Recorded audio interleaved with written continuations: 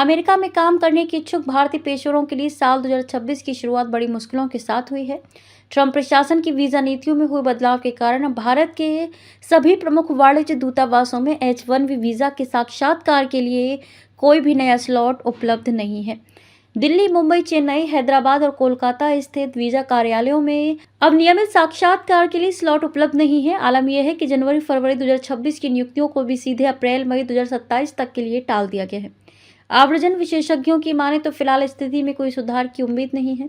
विभाग की वेबसाइट पर कई जगहों पर, जिनमें कोलकाता और दिल्ली भी शामिल है, याचिका आधारित HLOPQ वीजा के लिए आवश्यक साक्षात्कार हेतु अगली उपलब्ध अपॉइंटमेंट के लिए प्रतीक्षा अवधि उपलब्ध नहीं दिखाई दे रही है।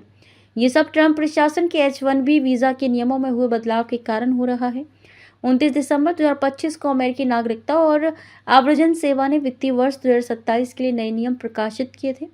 85,000 वीजा की वार्षिक सीमा अपरिवर्तित बनी हुई है, जिसमें से 20,000 वीजा अमेरिकी स्नातकोत्तर डिग्री धारक आवेदकों के लिए आरक्षित हैं। इसके अलावा अमेरिका ने वीजा आवेदकों के लिए सोशल मीडिया की अनिवार्य जांच शुरू कर दी है।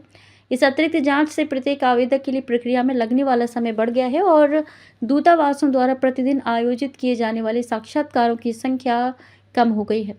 कुछ अपवादों को छोड़कर अमेरिका अब तीसरे देशों में वीजा जारी करने की अनुमति नहीं देता है।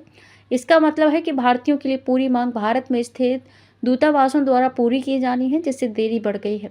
इमिग्रेशन अटॉर्नी एमिली न्यूमैन ने कहा कि पिछले 50 दिनों में उन्हें भारत के लिए वीज़ा इंटरव्यू के नए स्लॉट खुलने की कोई जानकारी नहीं मिली है।